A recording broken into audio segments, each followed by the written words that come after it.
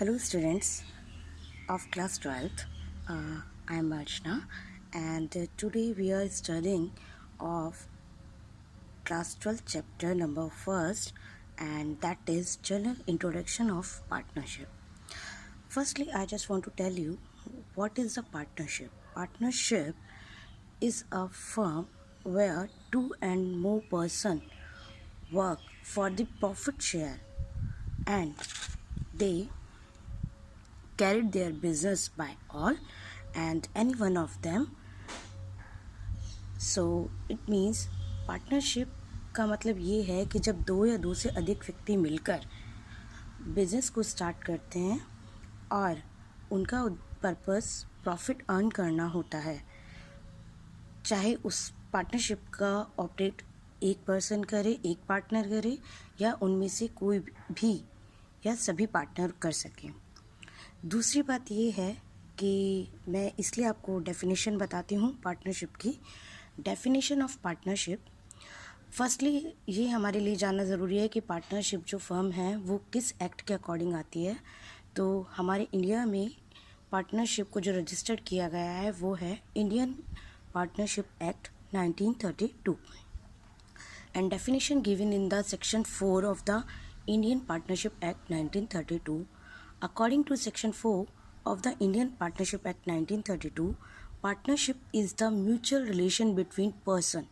मतलब दो mutual relation है, मतलब अगर म्यूचुअल रिलेशन है तो वो कम से कम दो व्यक्तियों के बीच होगा। सिंगल एक पर्सन है उसके बीच म्यूचुअल रिलेशनशिप नहीं हो सकता। Who have agreed to share the profits of business carried on by all। Yes, जो एग्री करते हैं अपने प्रॉफिट्स को शेयर करने के लिए और उस बिजनेस को किसी एक के द्वारा या फिर उनमें सभी पार्टनर्स के द्वारा चलाया जा सकता है। अब मैंने यहाँ पे एक नोट दिया है, नोट में लिखा हुआ है those person who are carried the business in partnership they called partners. जैसे कि अभी तक हमने पढ़ा कि प्रोप्राइटरशिप पढ़ रहे थे, तो जो पर्सन जो बिजनेसमैन प्रोप्राइटरशिप को चलाता है उसे प्रोप्राइटर कहते हैं। ऐसे ही पार्टनरशिप में जो पर्सन मेंबर होते हैं पार्टनरशिप के उन्हें पार्टनर्स कहा जाता है और जिस बिज़नेस को वो चलाते हैं उसे पार्टनरशिप फर्म कहते हैं। अब आते हैं हम characteristics of partnership. Yes, partnership के कैरेक्टरिस्टिक्स के लिए आपको अलग से याद रखने की कोई ज़रूरत नहीं है। हमें जो डेफिनेशन हमने ऊपर पढ़ी है वही डेफिनेशन के टुकड़े हमने पार्टनरशिप कैरेक्टरिस्टिक्स में किए हैं। जैसे फर्स्ट है टू और more than two person, second है प्रॉफिट शेयरिंग, थर्ड है लॉफुल बिजनेस, फोर्थ है एग्रीमेंट अमंग पार्टनर्स, फिफ्थ है अनलिमिटेड लायबिलिटीज, सिक्स्थ है business carried by all or any one of them, seventh है act and no separate existence from the member, that is 8। अब मैं आपको यहाँ पे इन्हें और डिफ़ाइन करके बताती हूँ कि पार्टनरशिप में जो ये कैरेक्टरिस्टिक्स हैं उनका क्या महत्व है और किस तरीके से वो वर्क करेंगी। देखिए, फर्स्ट है टू और more than two persons. There must be at least two person to form a partnership and all such person must be competent to contract. Yes, इससे लिखा है कि कम से कम दो व्यक्ति होने चाहिए तभी आप पार्टनरशिप फर्म को बना सकते हैं। दूसरी बात, दो व्यक्ति हों लेकिन दो व्यक्ति ऐसे होने चाहिए जिनमें कॉन्ट्रैक्ट करने की क्षमता हो, कॉम्पिटेंसी हो। ठीक है, मतलब ऐसे व्यक्ति ना हो जो कॉन्ट्रैक्ट ना कर सके। मैं आपको बता देती हूँ कि ऐसे व्यक्ति कौन होते हैं जो कॉन्ट्रैक्ट नहीं कर सकते। वो हमारे यहाँ पर Indian contract act Indian contract act 1872 उसमें बताया गया है कि ऐसे कौन से व्यक्ति हैं जो कॉन्ट्रैक्ट नहीं कर सकते। First is minor, second is persons of unsound mind. Minor का मतलब है अवयस्क व्यक्ति जिसकी एज 18 ईयर से कम हो। अनसाउंड माइंड व्यक्ति वो है जो पागल हो, जो इसमें सोचने समझने की क्षमता ना हो। और थर्ड है person disqualified by any law. ऐसा व्यक्ति जिसे लॉ ने डिसक्वालीफाइड किया है, जैसे कोई चोर है या फिर उसे कोई ऐसे व्यक्ति जो हमारे देश का दुश्मन है, जिसे आतंकवादी किया है, तो ऐसा व्यक्ति पार्टनरशिप फर्म का मेंबर नहीं बन सकता। अब आती है बात कि एक पार्टनरशिप फर्म में ज़्यादा से ज़्यादा मेंबर कितने हो सकते हैं और कम से कम मेंबर कितने हो सकते हैं। कम से कम मेंबर मैंने आपके डिफ़ाइन किए हुए हैं कि कम से कम एटलीस्ट 2 पर्सन होने चाहिए, जबकि ज़्यादा से ज़्यादा मेंबर आपके हो सकते हैं 50। ठीक है, एक पार्टनरशिप फर्म में ज़्यादा से ज़्यादा मेंबर होंगे 50 और कम से कम 2। Agreement among partners, yes, partnership firm के लिए ये ज़रूरी है कि एग्रीमेंट हो, क्योंकि कॉन्ट्रैक्ट अगर हम करेंगे तो 2 पार्टनर्स के बीच होगा और वो एग्रीमेंट हो सकता है कि चाहे वो ऑरल में किया जाए चाहे वो रिटर्न में किया जाए। नेक्स्ट आते हैं हम sharing of profit. Yes, sharing of profit. The agreement among the partners must be to share profits and loss of the business. Yes, जो हम एग्रीमेंट करते हैं उसमें लिखा होता है कि हम ये जो पार्टनरशिप फर्म बना रहे हैं वो अपने प्रॉफिट्स और लॉसेस को शेयर करने के लिए, जो बिज़नेस से प्रॉफिट और शेयर लॉस होगा उसे शेयर करने के लिए बनाया है। बट इट इज़ नॉट, एक एक्सेप्शन यहाँ है, but it is not essential the all the partner must share losses. ये ज़रूरी नहीं है कि प्रॉफिट तो सभी पार्टनर शेयर करेंगे लेकिन लॉसेस सभी शेयर करें, ये ज़रूरी नहीं है। इसके लिए मैं आपको बता देती हूँ, एक एग्जाम्पल है। मैंने अभी आपको बताया था कि एक माइनर पार्टनरशिप फर्म का मेंबर नहीं बन सकता, लेकिन उसका एक्सेप्शन है कि वो एक पार्टनरशिप फर्म का मेंबर बन सकता है, लेकिन केस उसके लिए क्या है कि वो सिर्फ और सिर्फ प्रॉफिट्स के लिए बनेगा, लॉस के लिए मेंबर नहीं बनेगा। Next is carrying of business by all or any one of them. Yes, business मैंने आपको बताया कि पार्टनरशिप फर्म में बिजनेस कोई एक व्यक्ति कर सकता है या सभी के द्वारा किया जा सकता है। Next, carrying of business. Yes, agreement among partners should be for carrying a valid business. अगर आप कोई बिजनेस कर रहे हैं, पार्टनरशिप बनाई किस लिए जाती है? किसी बिजनेस को करने के लिए। अगर आपके पास बिजनेस ही नहीं है तो आप पार्टनरशिप फर्म नहीं बना सकते। और पार्टनरशिप फर्म के लिए ज़रूरी है कि अगर जो आप बिज़नेस कर रहे हैं वो वैलिड हो। ऐसा ना हो अगर कोई ड्रग्स का कर रहा है या फिर किसी और तरह का इलीगल बिज़नेस को करने के लिए अगर कोई पार्टनरशिप कर रहे हैं तो वो पार्टनरशिप नहीं हो मानी जाएगी। ऐसे एक एग्जांपल दिया है कि इफ़ अ पर्सन को owner of a property is not a partnership. Yes, अगर एक पर्सन है जो पार्टनरशिप फर्म में को ओनर है, प्रॉपर्टी के लिए को ऑनर है, तो वो पार्टनरशिप फर्म नहीं कहलाएगी। Yes, unlimited liability. In the partnership firm, all partners of the firm are individual and collectively responsible for discharging the liabilities of the firm.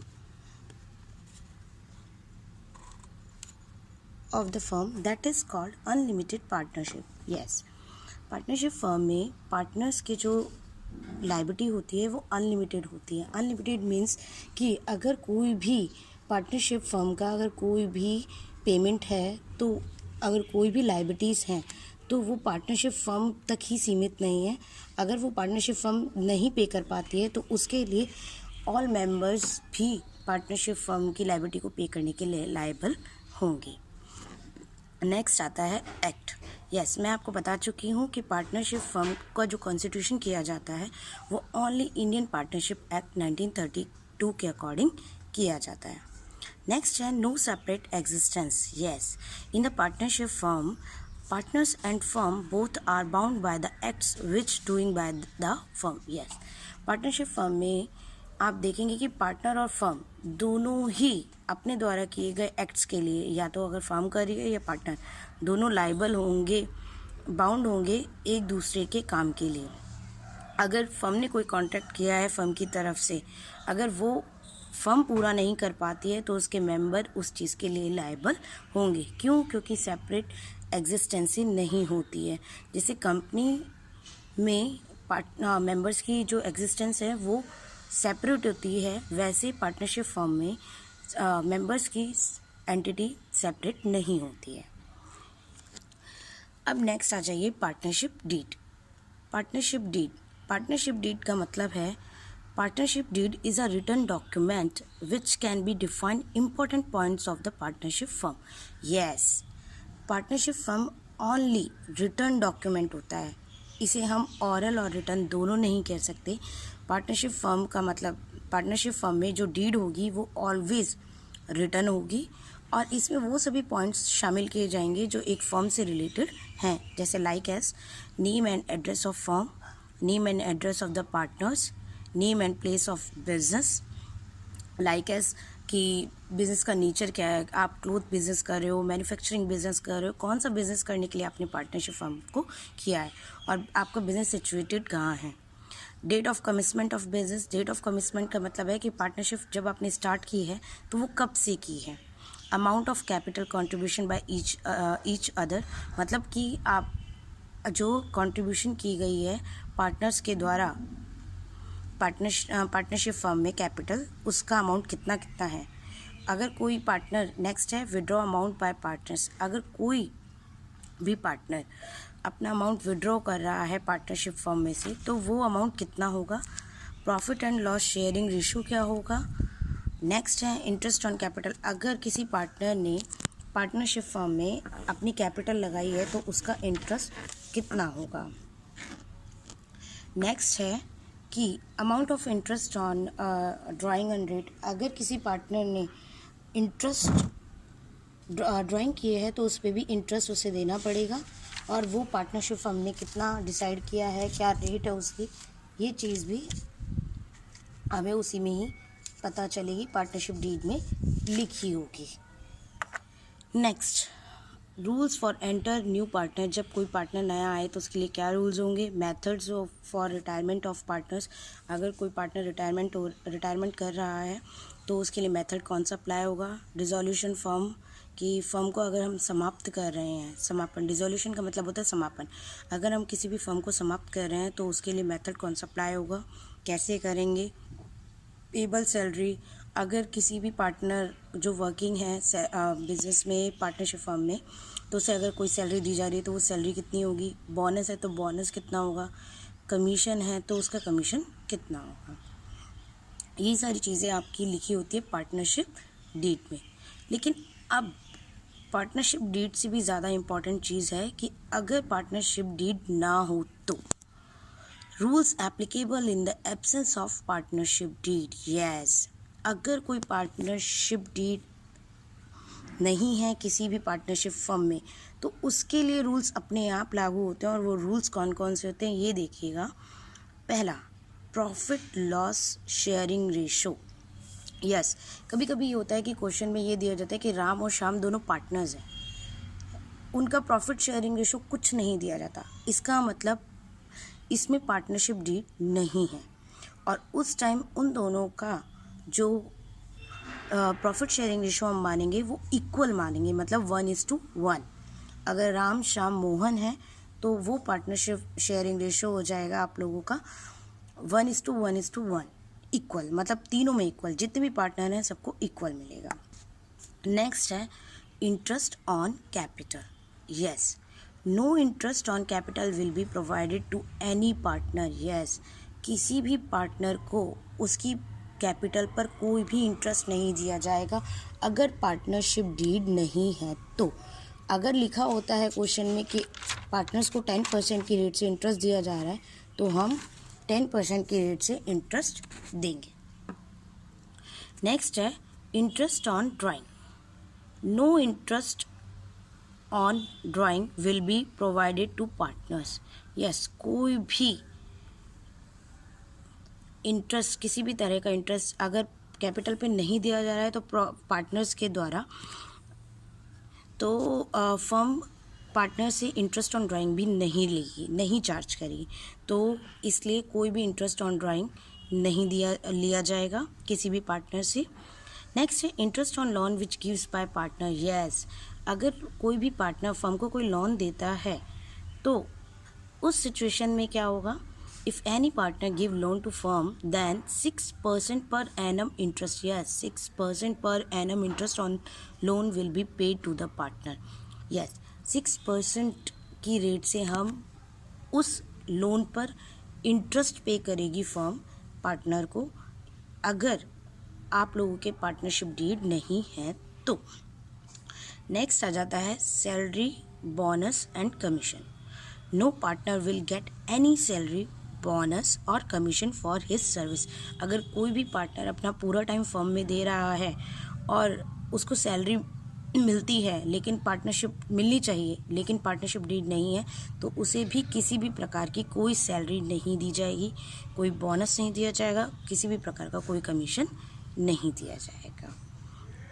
आज हमने चैप्टर फर्स्ट के यहाँ तक पढ़ा है, पार्टनरशिप डीड तक, और मैंने इसके कुछ क्वेश्चंस दिए हैं। आपको वो क्वेश्चंस फ़ोटोज़ में मिल जाएंगे, आप उन क्वेश्चंस को कीजिएगा और उन क्वेश्चंस की कल मैं आपको नेक्स्ट वीडियो में बताऊंगी। तो आप अपने जितने भी ये नोट्स आज हमने तैयार किए हैं, जितना भी हमने पढ़ा है, उस नोट्स के अकॉर्डिंग वो क्वेश्चंस को सोल्व करने की कोशिश कीजिएगा। चलो बाय।